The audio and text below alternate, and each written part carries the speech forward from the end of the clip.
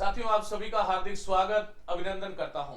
मित्रों, आज हर्षित हूं, आनंदित हूं, क्योंकि जिस लक्ष्य को लेकर के हम रात दिन प्रवर्तित होते हैं, प्रवर्तमान होते हैं, और उस पगडंडी पर चलते हुए जब जीवन में अपना कोई अभीष्ट को प्राप्त करता है, तो एक गुरु के लिए, एक शिक्षक के लिए बहुत बड़ा दिन होता है। साथियों, आज मैं एक ऐसे हिंदी प्रेमी से और एक ऐसी प्रतिभा से आप लोगों को रूबरू करवा रहा हूं, जिसने जीवन में खेत खलिहान से निकल करके यहां तक की यात्रा पूरी की है। आप समझ पा रहे होंगे, थंबनेल पे लिखा है। मेरे साथ हैं आज सेठाराम देवड़ा, और ये मूलतः भोपालगढ़ जोधपुर के रहने वाले हैं। हाल ही में फलोदी में साथियों जो है, एक जिसको हम राजस्थानी में करशा बोलते हैं, उस रूप में इनका परिवार वहां रह करके और अपने जीवन चक्र को आगे बढ़ा रहा है। और वहां से किस प्रकार इसने पूरे दुर्धर्ष संकटों को झेलता हुआ, आगे बढ़ता हुआ, किस प्रकार एक व्यवस्थित तरीके से हिंदी जैसी भाषा को चुन करके इसने सफलता अर्जित की, ये कहानी आप अवश्य सुनिएगा। निश्चित रूप से जो मेरे भावी जो शिक्षक, जो चाहे प्रथम श्रेणी, चाहे द्वितीय श्रेणी, चाहे तृतीय श्रेणी बनने वाले हैं, उसके लिए सेठाराम जो है एक प्रेरणादायक एक पात्र बनेगा और आपको प्रेरित करेगा। मैंने इससे अभी बात की, वो सारी की सारी, क्योंकि मैं आप साथियों से रोज मुखातिब होता हूं, और इसलिए आज ये जो वार्ता जो है मित्रों, इसके मुख्य सूत्रधार जो है वो सेठाराम रहेंगे। हम इनसे बहुत सारी चीजें जानेंगे, लेकिन उससे पहले ये इसने जो अपनी सफलता अर्जित की है, मैया पाठशाला परिवार इसको जो है आगे का जो उज्जवल जो भविष्य है, उसकी अनेक अनेक शुभकामनाएं प्रेषित करता है। और सबसे पहले जो है मैं इसका अभिनंदन करता हूं, इस उम्मीद के साथ साथियों ये पुष्प इसको अर्पित कर रहा हूं मैं एक तरह से, कि आने वाली जो सहायक आचार्य भर्ती परीक्षा जो है, उसमें फिर एक बार सेठाराम से मैं आप लोगों को मिला पाऊं, इसी उम्मीद के साथ। और ये सफलता जो है, क्योंकि इसने जीवन में बड़ी महत्वपूर्ण सफलता अर्जित की है, तो मैया पाठशाला की तरफ से जो है मैं इसको जो है उष्णीश पट कहते हैं इसको, और मैं इसको स्वागत करता हूं मित्रों। ये जीवन में इसी प्रकार से जीवन चक्र में सदैव अपनी सफलताएं जो है वो अर्जित करता रहे और जीवन में सदैव आगे बढ़ता रहे। मैं जो है राजेंद्र से कहूंगा कि राजेंद्र जो है हमारे जो है इसके हेड हैं मैया पाठशाला के, और ये जो है वो सेठाराम का स्वागत करें। राजेंद्र साथियों, राजेंद्र नेत्र जिसको आप जानते हैं, और कुछ बहुत ही कम समय में जो है अगले कुछ समय बाद ये भी आपसे जो है मुखातिब यूट्यूब पर होते रहेंगे। चलिए मित्रों, ये सेठाराम का आज मेरे पास फोन आया कि गुरुजी हम इधर आए हुए हैं, और साथ में माँ दो बार माँ है, तो ऐसे नाम क्या है? हीराराम जी इनके मामा जी हैं, और वो भी साथ में है। और निश्चित रूप से परिवार की मित्रों बहुत बड़ी भूमिका होती है। माता पिता गुरुजन और सारी सकारात्मक शक्तियां जो है वो जीवन में जब साथ लगती हैं, तभी जो है हम अपने लक्ष्य को प्राप्त कर पाते हैं। तो मैं हीराराम जी को जो है वो आमंत्रित करूंगा स्टेज पर, और अशोक जो है उससे ये रहेगा कि जो है हीराराम जी का स्वागत करें। और मित्रों आगे जो है मैं आगे का जो कार्यक्रम है, चलिए बहुत बहुत धन्यवाद हीराराम जी। तो साथियों, अब ये जो है, अब ये सफलता किस प्रकार से जो है वो सेठाराम ने अर्जित की है, एक बहुत ही शानदार ढंग से थोड़ा आगे मैं आप तक इनकी चीजें पहुंचाऊंगा। मित्रों सबसे पहले चलिए एक चीज जो है मैं भूल गया हूं, और मित्रों शिक्षक का सबसे बड़ा हथियार जो है उसकी लेखनी होती है, और मैं ये लेखनी इस उम्मीद के साथ प्रिय सेठाराम को सुपुर्द करूंगा कि ये लेखनी जो है हजारों विद्यार्थियों को हिंदी का प्रेमी बना दे। शिक्षक वह प्रतिभा होती है जो अपने कार्यों से, अपनी शिक्षाओं से, और अपने उदाहरणों से, और अपनी जो महत्ता है उससे पूरे समाज को प्रेरित करे, और समाज का सबसे प्रमुख अंग जो है व्यक्ति है। तो सेठाराम को ये लेखनी भी मैं सुपुर्द करूंगा। चलिए मित्रों, मैं अब शुरुआत करूंगा जो है सेठाराम से, यहां से शुरुआत करूंगा। सबसे पहले मैंने आपको कहा कि ये सफलता इसलिए और महत्वपूर्ण हो जाती है क्योंकि सेठाराम में बहुत सारे जो विद्यार्थी आज इसको सुनेंगे वो खुद को देखेंगे। तो सेठाराम की जो पारिवारिक पृष्ठभूमि है वो क्या रही है, सेठाराम के शब्दों में। नमस्ते सभी को, मेरा नाम सेठाराम, जैसा कि सर ने बताया। मैं सबसे पहले तो सर का बहुत बहुत धन्यवाद देना चाहूँगा, क्योंकि उन्होंने मुझे यहाँ आकर अपनी बात रखने का मौका दिया। और दूसरी बात कि मेरी सफलता में मैया पाठशाला टीम का पूरा पूरा योगदान है। सर बात कर रहे थे मेरी पारिवारिक पृष्ठभूमि की, तो जैसा कि थंबनेल में लिखा ही होगा, मैं एक कृषक परिवार से आता हूँ। मेरे माता पिता दोनों खेतीबाड़ी करते हैं, जिसे अपने राजस्थानी में कृषा कहते हैं। तो और मेरी एक सिस्टर है जो उसमें सहयोग करती है, तो मेरा भी उसी में थोड़ी हेल्प करने की कोशिश रहती थी। और उसी के साथ साथ मैंने खेत पर रहकर ही ये प्रथम श्रेणी और तृतीय श्रेणी दोनों की तैयारी करी थी। ओके। तो साथियों देखिएगा, खेत में रहते हुए किस प्रकार से जो है वो ये यहाँ तक पहुंचा है। सेठाराम से सबसे पहला प्रश्न ये मैं करना चाहूंगा, और ये हर विद्यार्थी के लिए शायद बहुत जरूरी है, जो तुम्हें लगता है वो। देखिए, एक जमाना था, मैं आपको हमेशा कहता हूं कि नई सोच जो है, नया चिंतन, सृजनात्मकता और नया करने कर गुजरने की जो चिंतन जो है, वो मनुष्य समुदाय को पशु पक्षी और जानवरों से कहीं ना कहीं अलग बनाता है। हम जब नया सोचना शुरू करते हैं, और इसलिए मैं कहता हूं कि 2024 में ये संकल्प लीजिएगा कि हम कुछ नया सोचें।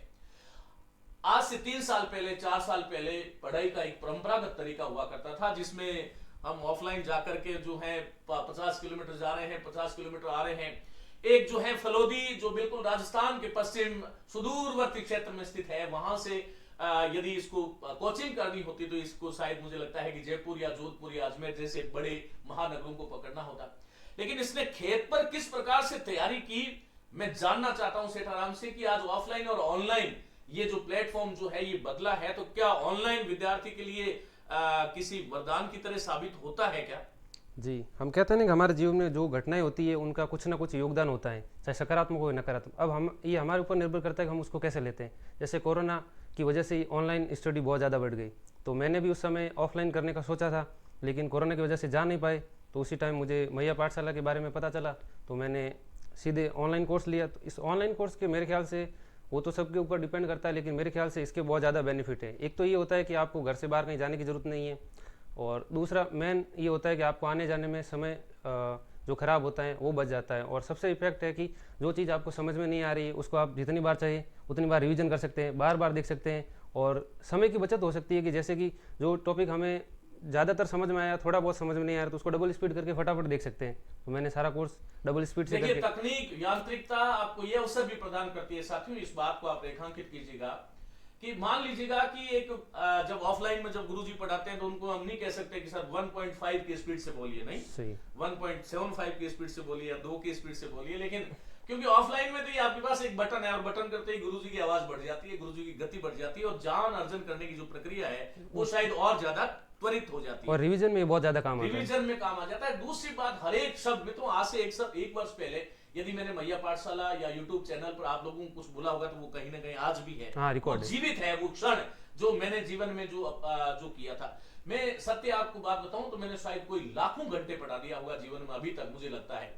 तो ये क्योंकि जब ऑनलाइन दुनिया आई उसके बाद मुझे पता चला कि मैंने कई बार कितनी कितनी अच्छी चीजें बोली, लेकिन वो आज उनका अस्तित्व नहीं। तो ऑनलाइन शायद निश्चित रूप से जो है इस रूप में विद्यार्थी को मदद करता है। अच्छा, एक बात बताइए, जो लोग जो महानगरों में नहीं जा सकते हैं, उनको ऑनलाइन शिक्षा के माध्यम से किस प्रकार से तैयारी करनी चाहिए, क्या तरीका होना चाहिए, बताइए। ऑनलाइन तरीका ये है कि सबसे पहले तो अगर आपका लक्ष्य निर्धारित है तो आप उस लक्ष्य को लेकर, जैसे ही मोबाइल फ़ोन है, तो हम निबंध पढ़ते हैं हिंदी साहित्य के अंदर, हिंदी के अंदर, कि मोबाइल फ़ोन वरदान या अभिशाप। तो ये हमारे ऊपर निर्भर करता है कि हम उसको वरदान के रूप में लें या अभिशाप के रूप में। वरदान के रूप में लेंगे तो जो आपने, देख के बात करो, हाँ, ताकि विद्यार्थी हाँ, तो वरदान के रूप में ये हो सकता है कि आपने जो कोर्स लिया है या जिस भी इंस्टीट्यूट आप संस्था से जुड़े हुए हो, तो उनके निरंतर रूप से वीडियो देखिए और उनका बार बार रिवीजन कीजिए। बस इसी से आपका काम आसान हो जाएगा। महानगर में जाने की आवश्यकता नहीं है, वहाँ रहने का खाने का खर्च भी बच जाएगा, और आप स्पेशल आपका समय बचता है। मैंने इसी वजह से ऑनलाइन को प्रेफर किया। अच्छा, आपने कभी ऑफलाइन कभी नहीं पढ़ा है? ऑफलाइन मैंने पढ़ा है, लेकिन 2017 में पढ़ा है, 17-18 में। 2017-18 में पढ़ा है। किसकी तैयारी करी थी उस समय? मैंने ऐसे बेसिक फाउंडेशन किया था। अच्छा, हिंदी के लिए कुछ नहीं किया था। चलिए, सेठाराम से अगला प्रश्न मित्रों, जो आप सब साथी जो हैं वो शायद जानना चाहते होंगे। जब हम तैयारी करते हैं तब बहुत बार हमें लगता है कि यार बहुत हो गया है, ये बड़ा महासागर सिलेबस है, इतना बड़ा सिलेबस है, इतनी गद्य रचनाएं, इतनी पद्य रचनाएं। मैं चाहता हूं कि ये जो साक्षात्कार है उसे आप विद्यार्थियों को प्रेरित कर पाए, वास्तव में प्रेरित कर पाए। तो उस दौरान हमारा आत्मविश्वास कहीं ना कहीं विचलन आ जाता है उसमें कि हम हमारे आत्मविश्वास को कैसे बनाए रखें। ये आत्मविश्वास बनाने के लिए तुम्हारे पास क्या तकनीक थी सेठाराम? आत्मविश्वास ये है कि अगर आप अपनी पारिवारिक पृष्ठभूमि को देखिए, तो मैं सबसे पहले यही काम करता था कि अपनी पारिवारिक पृष्ठभूमि को देखता। तो मुझे दिख रहा था कि खेत में पापा और मम्मी पसीने से लथपथ होकर काम कर रहे हैं, मुझे भी कभी कभी उनके साथ काम करने के लिए जाना पड़ता। तो वहाँ की हालात देख के मुझे लग रहा था कि अब बस पढ़ना ही एक सॉल्यूशन हो सकता है। तो बस यहीं से मोटिवेशन। तो सेठाराम ये कहना चाह रहे हैं शायद कि जब मैं खेत में जाता था और खेत में जाकर के उस तपती जो निदाग जो गर्मी है उसमें जब ये परिश्रम करता था तो वो वहां से आत्मविश्वास उसको जो है वो खींचता था। और फिर जब वापस आता था कुटिया में या महल भवन में जो भी था, क्योंकि मैंने अभी इसके मुंह से सुना कि सर हमारे पास लाइट नहीं थी, है ना। तो मित्रों ये आत्मविश्वास के यही तरीके होते हैं कि किस प्रकार से लैंप से कैसे पढ़ते हैं, किसान टॉर्च जो बैटरी आती है, किसान बैटरी जो आती है उसको लेकर के देखो। पढ़ने में कोई बहाना साइटिस्ट एक रोग होता है और हमारी समस्या क्या है कि हम हर चीज में बहाना करते हैं कि लोग क्या कहेंगे, मैं कैसे करूं। एम के एक डिजिट होती है, मैं कैसे, डिजीज होती है, डिजिट नहीं, एक डिजीज है, एक बीमारी है, मैं कैसे करूं, मेरे पास संसाधन नहीं है, मेरे पास ये नहीं है, मेरे पास अच्छा गुरु नहीं है, मेरे पास अच्छा इंस्टीट्यूट नहीं है। तो ये इंस्टीट्यूट वाली तो आजकल बच्चे शिकायत नहीं कर सकते क्योंकि ऑनलाइन पूरी दुनिया जो है उपलब्ध है।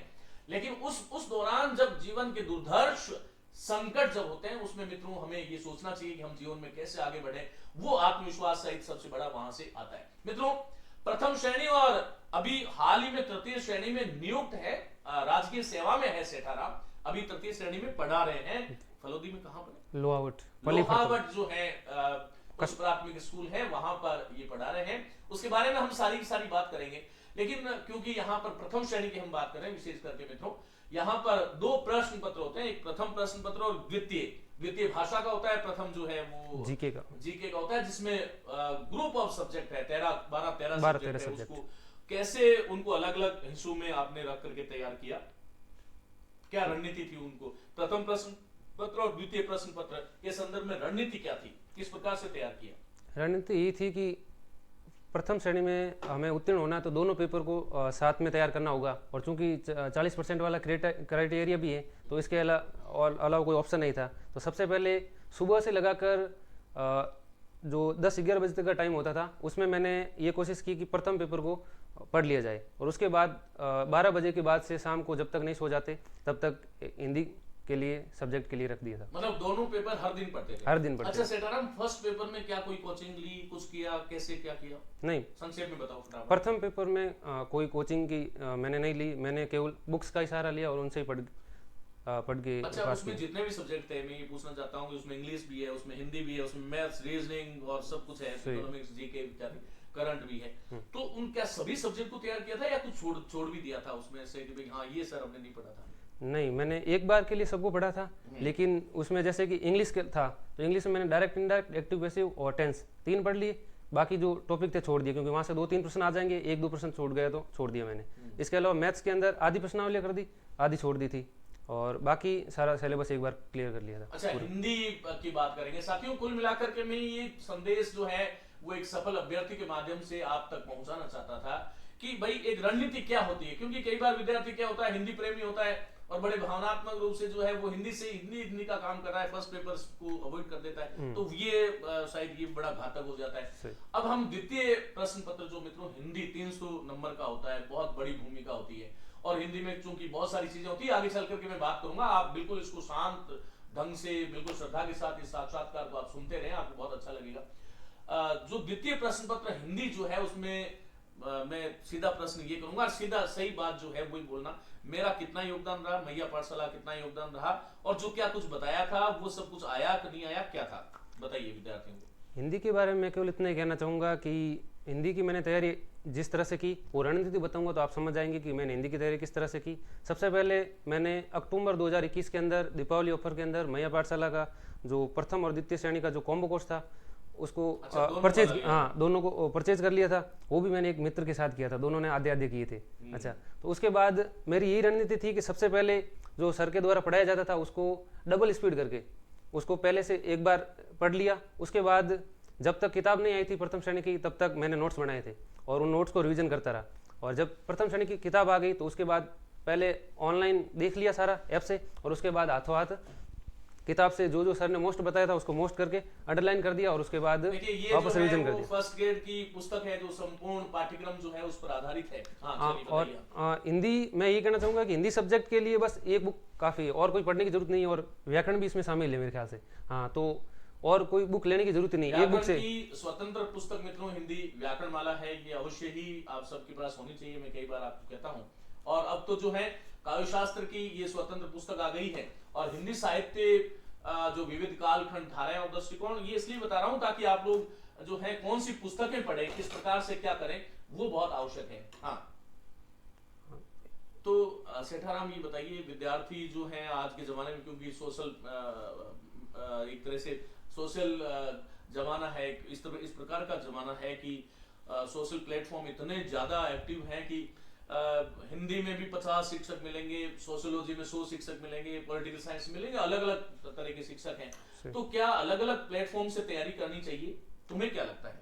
नहीं, मुझे ये लगता है कि अगर पहले तो आप अपना लक्ष्य निर्धारित करने के, चाहे किताब हो चाहे कोई गुरुजी हो, आपको एक ही किताब या एक ही गुरुजी को फॉलो करना चाहिए। उसी को जितनी बार पढ़ोगे रिवीजन करोगे, क्योंकि कहते हैं ना कि रिवीजन मेक डिवीजन, तो यही सही बेस्ट सॉल्यूशन रहेगा कि पहले आपको जितनी इंक्वायरी करनी है उतनी कर लीजिए, फिर किसी एक का चयन कर लीजिए, और फिर वो जो बताए, वो जैसा आपको गाइडेंस करे उसी के अनुसार पढ़ना चाहिए। अच्छा, पुस्तकें जो है वो बिल्कुल आप स्पष्टते बताएंगे कि क्या मेरी पुस्तकों के अलावा कोई पुस्तकें पढ़ी थी हिंदी में?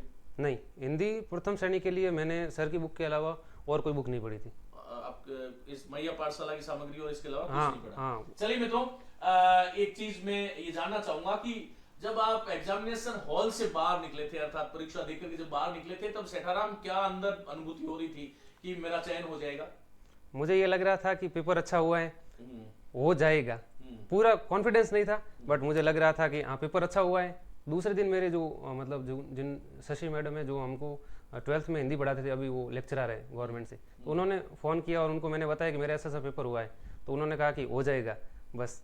तो फिर मैंने सर से बात की थी, तो सर ने कहा कितने नंबर बन रहे, तो मैंने कहा मेरे 318 आपकी की वाले बन रहे। उसके बाद मैंने की मिला ही नहीं, तो सर ने कहा तो कि हो जाएगा बस। तो आपने कहा, उसके बाद मैंने कोई दिखा ही नहीं वापस। अच्छा, मुझसे बात करी थी कि हाँ, 318 नंबर हाँ, आए। हाँ, अच्छा, फर्स्ट पेपर में कितने सही थे? फर्स्ट पेपर 41 और सेकंड में 118 या 19 होंगे। तो तुम्हें क्या लगता है कि मतलब फर्स्ट पेपर में तुम और कुछ अच्छा कर सकते थे? और हाँ, फर्स्ट पेपर में और अच्छा किया जा सकता था, क्योंकि अगर फर्स्ट पेपर में अगर आप 45 प्लस कर देते हो ना, तो हिंदी के लिए बहुत अच्छा होता है। अच्छा। स्कोर मतलब अच्छे रैंक के साथ आप हिंदी के लेक्चरर बन सकते हो। अच्छा, जब परीक्षा देने के लिए जा रहे थे तो प्रश्न पत्र हल करने की कोई रणनीति थी दिमाग में कि मुझे ऐसे प्रश्न पत्र हल करना है? क्योंकि आमतौर पर साथियों में देखता हूँ, देखिए जो लगातार जो तैयारी करते हैं विद्यार्थी, वो 1-2 नंबर से रहते हैं। मुझे लगता है कि जो है वो 2, 4, 5 नंबर से पिछड़ जाते हैं, और वो शायद जो परीक्षा कक्ष होता है उस कक्ष में हमारे ऊपर जो दबाव होते हैं, उन दबाव को सही तरीके से वो प्रबंधन नहीं कर पाने के कारण अक्सर गलतियां कर देते हैं। मैंने देखा है बहुत बहुत जो अच्छे विद्यार्थी, जो मेरिटोरियस स्टूडेंट होते हैं, जो मेरिट होल्डर होते हैं मित्रों, वो भी वहां परीक्षा कक्ष में जाकर के गोले गलत भर के आ जाते हैं। सही। तो वो क्या, अच्छा फिर दूसरी बात, कई बार ये होता है कि मैं आपको कहता हूं कि जब हम हॉल से बाहर आते हैं हम कहते ओले हैं नहीं, ओले, हाँ। ओले, ये मैंने बहुत बार हाँ, बोला ओले कि ओले नहीं। मत बोलना। मैं हमेशा विद्यार्थी को, चाहे ऐप हो, यूट्यूब हो, मैं जब इस प्लेटफॉर्म पे आता हूं तो मैं हमेशा ये कहता हूं कि भैया कोई गलती मत करके आना, ओले मत बोलना। तो ये मुझे लगता है कि हर एक चीज का, जिस प्रकार साथियों एक बहुत शक्तिशाली युद्ध को जीतने के लिए तमाम तरह की दृढ़ताओं पर, तमाम तरह की प्रबंधन पर हमें जो है जोर देना चाहिए, उसका अपनी अहमियत होती है हर एक प्रबंधन की। परीक्षा कक्ष में जाते समय जब प्रश्न पत्र आपके सम्मुख आता है, उस समय भी एक रणनीति होती है। तो क्या वो रणनीति क्या थी, क्या रणनीति थी? क्या सोच के गए थे और जो सोच के गए वही किया, या कुछ अलग कर गए, या कोई गलती भी कर दी थी वहां पे? नहीं, प्रथम श्रेणी के अंदर मैंने इस तरह की कोई गलती नहीं की। हाँ, द्वितीय श्रेणी के अंदर मेरी जरूर गलती हुई है। मैंने एग्जाम से पहले, रोकूंगा साथियों, अभी बात हो रही थी ये द्वितीय श्रेणी में जो है वो 3 नंबर से वेटिंग में रहा है सही? हाँ, वेटिंग में हुआ है इसका। हाँ, वेटिंग, लेकिन बहुत अच्छा है, वेटिंग में हुआ है। तो एक वेटिंग वाला कौन सा नंबर है वेटिंग में? 47वां नंबर है। तो 47वें नंबर वाला जो है वो अपना नंबर जो है वो सुनिश्चित कर सकता है, और सेकंड ग्रेड की मेरिट में 100 के आसपास जो है वो क्लियर होने वाला है। ये बात पक्की है, क्योंकि प्रथम श्रेणी बहुत है, फर्स्ट ग्रेड में हो गए। तो सेकंड ग्रेड में इसने गलतियां करी, इसलिए मैन में सिलेक्शन नहीं हो पाया, बिल्कुल किनारे पे आके अटक गया। फर्स्ट ग्रेड में क्या रणनीति रही थी? फर्स्ट ग्रेड में सर आपका जो वीडियो आया था उसको देखा मैंने पहले, उसके बाद अच्छा, मैंने रणनीति का हाँ एक video रणनीति का शॉर्ट में क्लिप आए थी, उसको देख के मैंने यही डिसाइड किया कि सबसे पहले जिस प्रश्न को पढ़ते जिनका सीधा सीधा उत्तर आ रहा है उनको सीधे सीधे टिक मार कर दिया। उसके बाद जिन ऑप्शन में 2 को लेकर कंफ्यूजन था कि ये होगा, तो उसमें दूसरे नंबर पर मैंने वो किए। और तीसरे नंबर पर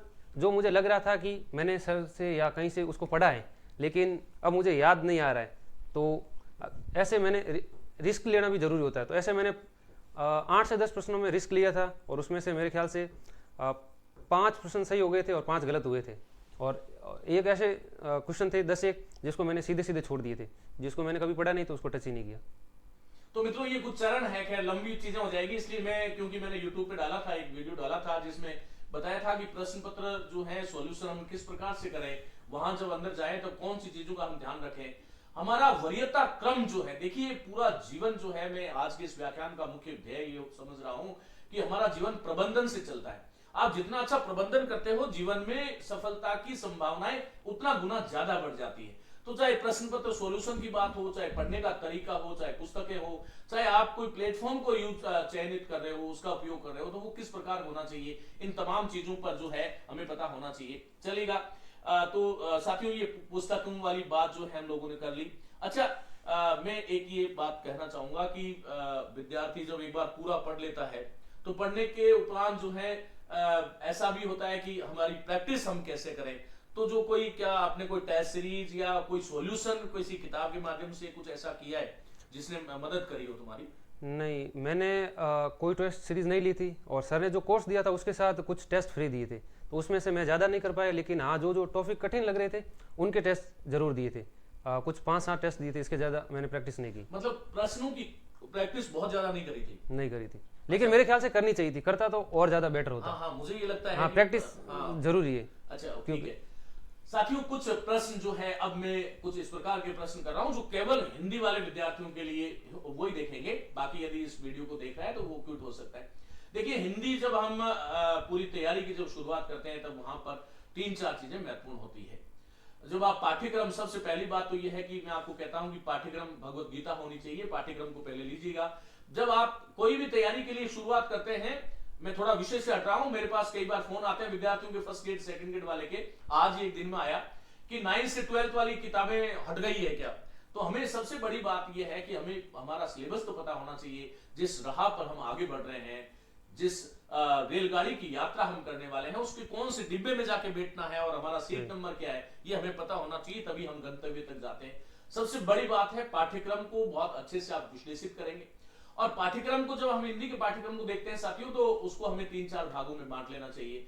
सबसे पहला जो है हम हिंदी व्याकरण और जो देवनागरी लिपि वाला जो पार्ट जो आता है वो, उसके लिए हम बात करेंगे। हम एक एक पार्ट पे बात करेंगे, कैसे तैयार किया, उसमें क्या समस्याएं थी, जिसको किस प्रकार से सॉल्यूशन किया, और जो 118 प्रश्न आपने सही किए, अर्थात इसने 118 प्रश्न जो है वो 150 में से सही किए हैं, तो कुछ गलत भी हुए होंगे। कुल मिलाकर के मैं ये कहना चाहूंगा कि 125 के आसपास इसके ठीक होंगे, फिर माइनस मार्किंग से 118 हो गए होंगे। मैं मेरा आइडिया से कह रहा हूं 25 प्रश्न इसने छोड़ भी दिए होंगे या 20 प्रश्न छोड़ दिए होंगे, जो भी इसने किया। लेकिन हिंदी व्याकरण में जो है, हम पार्ट वाइज बात कर रहे हैं कि हिंदी व्याकरण जो है उसको तुमने कैसे तैयार किया, जो मैंने पढ़ाया उसमें जो मोस्ट बताया था उसको क्या अलग से कुछ रेखांकित किया, कैसे किया, किस रूप से किया था?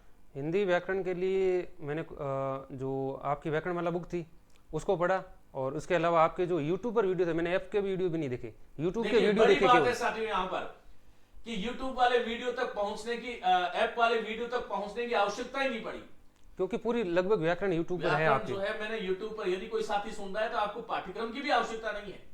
यदि आप व्याकरण जो है उसको, हाँ यूट्यूब ऐप पर थोड़ा ज्यादा व्यवस्थित है, हर एक टॉपिक है वहां पर, हर एक बिंदु है, बहुत विस्तार से है। लेकिन यदि आप यूट्यूब वाले वीडियो का भी, उन व्याख्यान का यदि सहारा लेते हो तो शायद आप जो है बहुत अच्छा कर सकते हो। हाँ, और क्या किया था? और उसके अलावा आपकी जो बुक थी उसको जितनी बार रिवीजन किया, पहले बहुत कठिन लगी क्योंकि सर की बुक थोड़ी बड़ी आती है, उसमें उदाहरण बहुत सारे दिए, उसके बाद कोई उदाहरण आते नहीं है, तो फिर 3-4 बार पढ़ने के बाद इतनी ईजी हो गई कि फिर दिक्कत नहीं रही कहीं पर।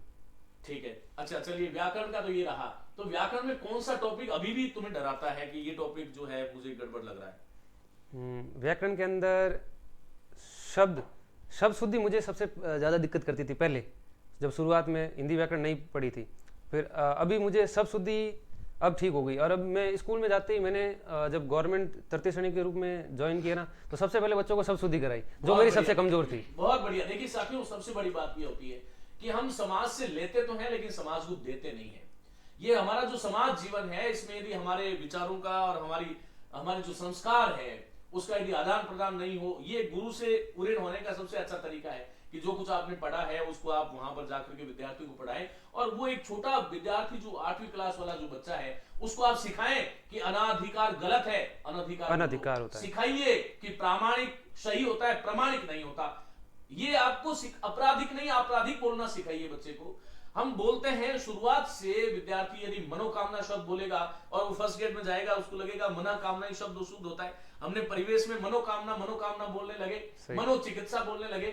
तो यह कुल मिलाकर के हमारा व्यक्तित्व जो है साथियों, वो कहीं ना कहीं ड्यूल अर्थात दोहरा चरित्र हम जी रहे हैं। एक तरफ हमारा जीवन और एक तरफ हमारा वो व्यावसायिक जीवन हम आगे बढ़ना चाहते हैं। तो मैं सभी साथी जो चयनित हुए हैं मैया पाठशाला से, उनसे एक अनुरोध करूंगा और आदेश भी दूंगा जो मेरे शिष्य हैं कि आप लोग जो कुछ भी सीखा है साथियों, क्योंकि मैंने भी मां सरस्वती की कृपा से, गुरुजन से बहुत कुछ जीवन में न जाने हम कहां से सीख करके यहां तक पहुंचे हैं। तो जो कुछ सीखा है उसको आप आगे भी बहुत अच्छे से सिखाएं। ये सबसे बड़ा जो है मुझे लगता है कि एक जीवन का अंग होता है।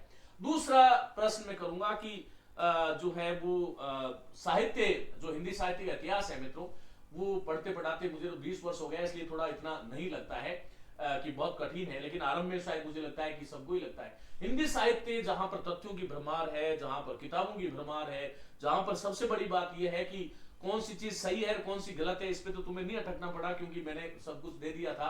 लेकिन इन सब तथ्यों को कैसे याद किया, प्रश्न कहीं से भी आ सकता है। सही। तो क्या किया था? तो हिंदी साहित्य के लिए जब मैंने कोर्स लेकर शुरुआत में पढ़ने की शुरू की, तो 10-12 क्लासें देखने के बाद उसको रिवीजन किया 5-7 बार तक। तो कुछ समझ नहीं आया कि क्या हो रहा है, कहाँ सिद्ध आ रहे कहाँ नाथ आ रहे हैं, लेकिन हटा नहीं, डटा रहा।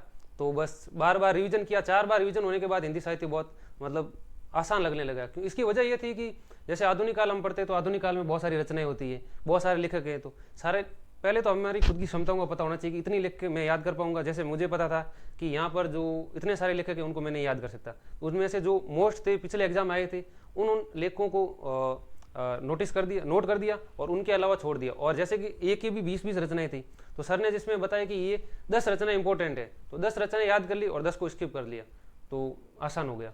ये देखिए, ये टेक्निक इसने सब जगह लगाई है। सबसे बड़ी बात यह है कि क्या पढ़ना है क्या छोड़ना है। साथियों मैं आपको कई बार बताता हूं, हर क्लास में आपको बताता हूं कि पढ़ना हमें सब कुछ चाहिए, लेकिन याद और हमें अधिगम उसी का करना चाहिए जो परीक्षा की दृष्टि से बहुत उपयोगी हो, यूं कहूंगा बहु उपयोगी हो। उन तथ्यों को और उन सामग्रियों को हमें बार बार अभ्यास करना चाहिए। हिंदी साहित्य में सबसे बड़ी समस्या जो है वो यहाँ पर आती है कि एक एक कवि की जो 20-20 रचनाएं हैं, क्या कोई ट्रिक भी अपनाया था तुमने कि भाई हिंदी साहित्य को मैं याद करूं तो मुझे ट्रिक भी कुछ काम आ जाए, कुछ इस प्रकार का कोई ट्रिक भी था?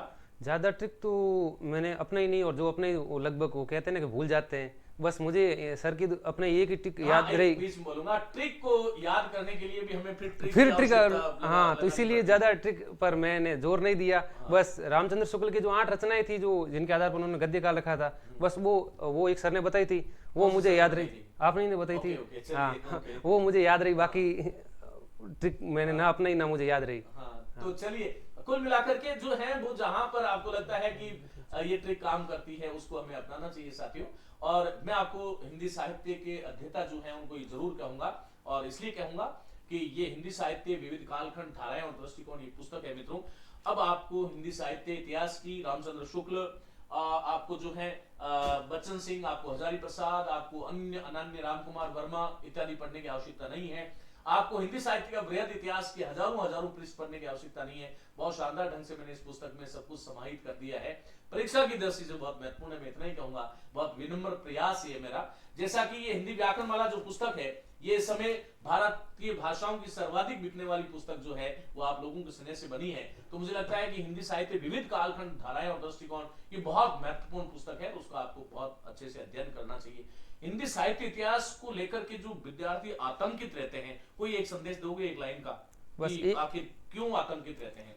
आतंकित रहने का कारण ये कि उनको ये पता नहीं है कि क्या पढ़ना है और क्यों छोड़ना है। वो सीधे बड़ा सा ग्रंथ उठाते हैं, हिंदी साहित्य का इतिहास, आचार्य रामचंद्र शुक्ल, उसमें पूरी वो जो गाथा लिखी हुई है उसको समझने में टाइम लगता है, और ना उनको पता है ये पढ़ना है ये छोड़ना है। मेन चीज़ ये होती है कि पढ़ने से ज़्यादा छोड़ना क्या है, क्योंकि सारा कुछ याद नहीं रहता। आप सभी साथी, पढ़ने से ज्यादा छोड़ना क्या है ये हमें आना चाहिए। कि हम कितना पढ़ें ये महत्वपूर्ण नहीं है।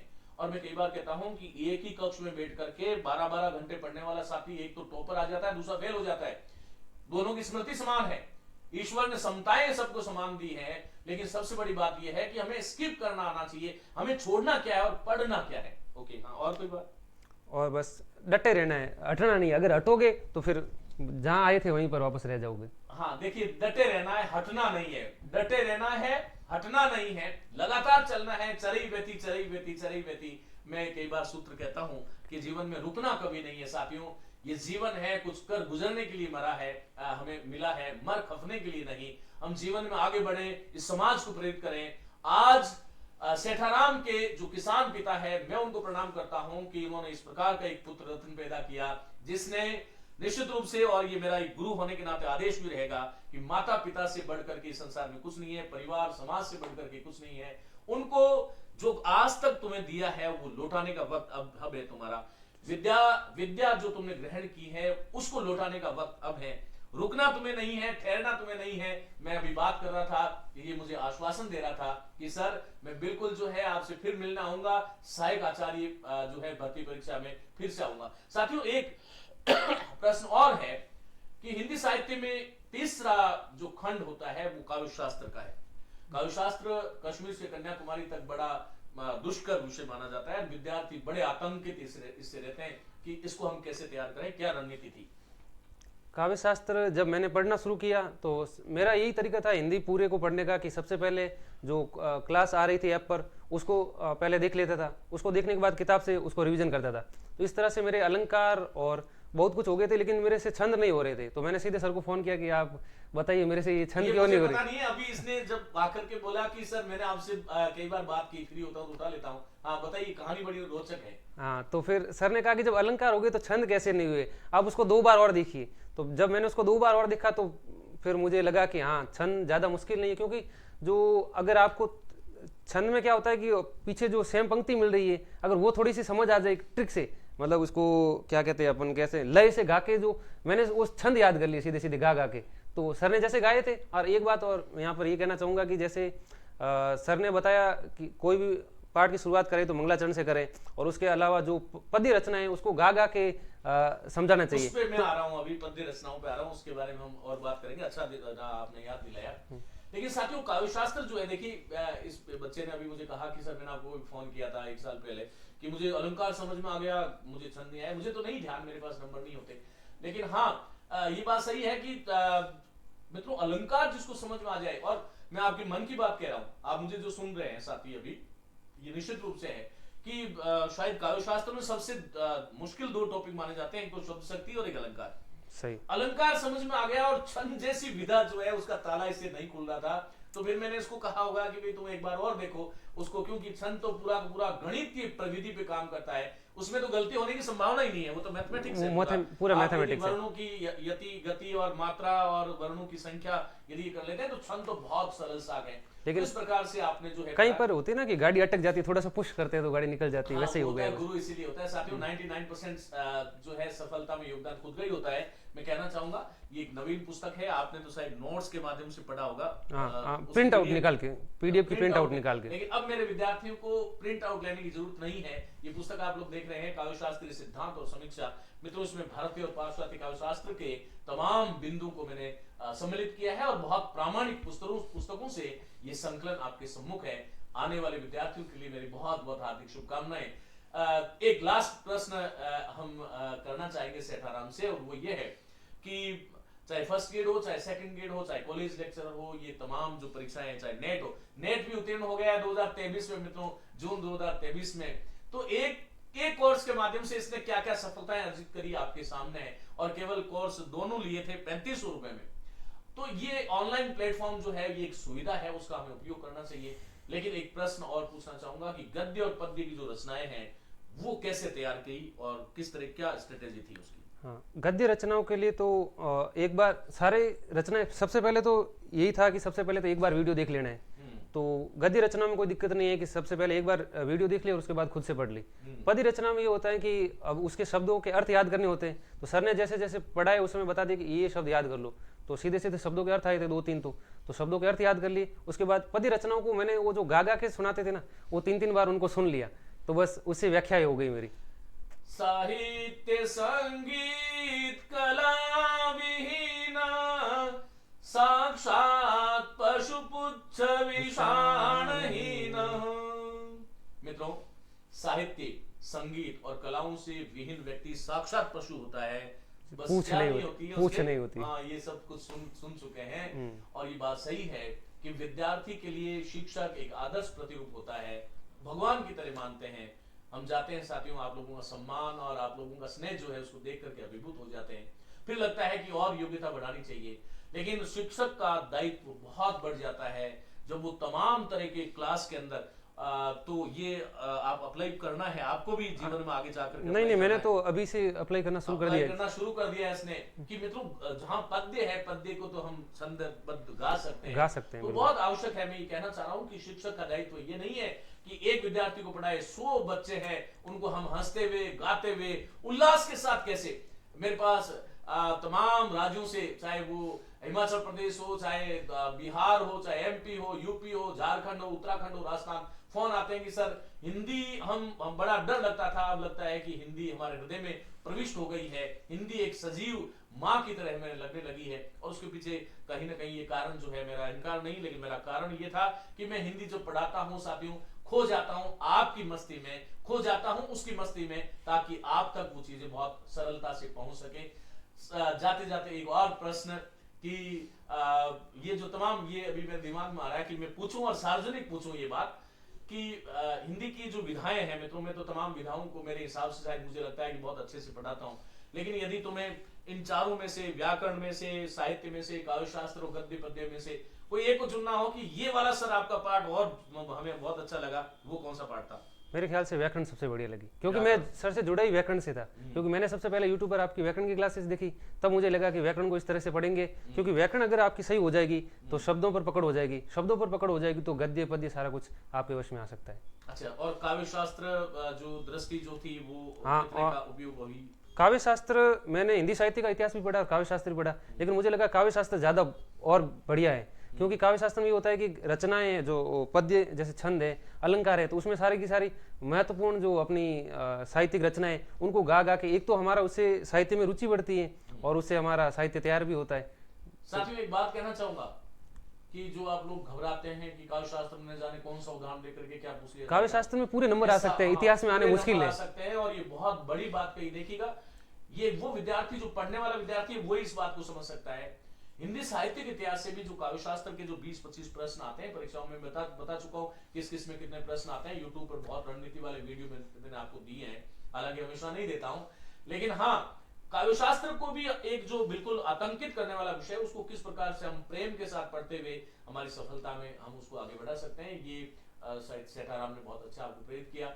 जाते जाते अंतिम प्रश्न, ये हर बार अंतिम करता हूँ लेकिन फिर दिमाग में कुछ आ जाता है कि ये जो आगे आने वाले जो छोटे भाई बहन जो तुम्हें आज सुन रहे हैं, तुम्हें हृदय से इनके लिए क्या तुम कहना चाहोगे?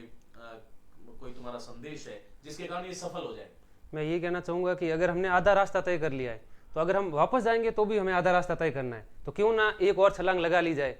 और दूसरी बात ये है कि बात कर रहे थे आप मोटिवेशन की, तो मैं अभी जब यहाँ पर आया तो मैंने यहाँ पर सर का जो स्टूडियो देखा और यहाँ पर जो किताबें देखी, तो मुझे ये लगा कि जब हमें पढ़ाने वाले जो गुरुजी हैं वो कॉलेज में जाके बच्चों को पढ़ा रहे हैं, उसके बाद वापस आके स्टूडियो से क्लासें भी ले रहे हैं, इसके साथ पुस्तकें भी लिख रहे हैं, जब वो इतना परिश्रम कर रहे हैं, तो हम जो बेरोजगार हैं, जिनके पास कोई काम नहीं है, हमें केवल व्यवसाय लगना है या रोजगार के लिए मेहनत कर रहे हैं, तो हमें दुगनी मेहनत करनी चाहिए। इससे अच्छा मोटिवेशन कोई नहीं हो सकता। और आपके परिवार तो है ही, क्योंकि उनको सबल प्रदान करना है आपको। साथियों, परिश्रम उद्योगिनम पुरुष सिंगम उपेति लक्ष्मी देवेन देयमिति का पुरुषः वदन्ति। उद्योगी पुरुष जो होता है, परिश्रमी व्यक्ति इस संसार में कुछ भी हासिल कर सकता है।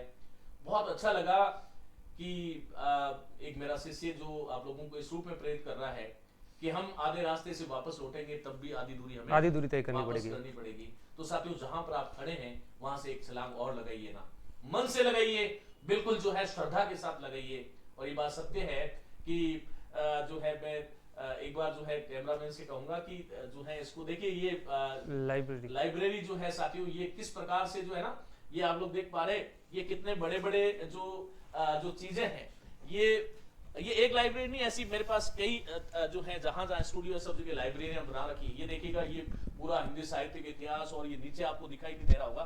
तो ये सारी की सारी चीजें जो है वो किस रूप से हमने आप तक पहुंचाई है, ये साधना। क्योंकि हम केवल जो है, आप लोग केवल एक किताब पढ़ रहे हो कि मैया सर ने किताब लिखी, मौलिक तो मैं नहीं कहूंगा, मौलिक सर्जना तो अब क्या ही करूंगा। हिंदी साहित्य में कबीर के विषय में कई पीएचडी हो गई, तो मैं नया कुछ नहीं लिखूंगा। लेकिन जो प्रामाणिक तथ्य हैं, जो परीक्षा की दृष्टि से उपयोगी हो सकते हैं, जो आपके जीवन के लिए उपयोगी हो सकते हैं, उनको संकलित करके मैं आप तक पहुंचाता हूं। 22 किताबें लिख चुका हूं हिंदी और संस्कृत में, तमाम विधाओं पर मेरा प्रयास जारी है। अगला मिशन मेरा जो है वो पूरे हिंदुस्तान के लिए रहेगा, और वो हिंदी के जो नेट के जो अभ्यर्थी हैं वो किस प्रकार जो है वो आगे बढ़े, उसके लिए हम पुस्तकों की कुछ और जो है मेहनत करूंगा, परिश्रम करूंगा। वादा करता हूं, रुकूंगा नहीं, थकूंगा नहीं, ठहरूंगा नहीं। आप सबके सपने मेरी आंखों में हैं, आप इसी प्रकार से आगे बढ़ते जाइएगा। और मैं कहूंगा कि यहां तक आने के लिए आप सबको मैं न्योता देता हूं कि आने वाली जो परीक्षा है उसमें आप सभी साथी यहां तक आए। नमस्ते, धन्यवाद।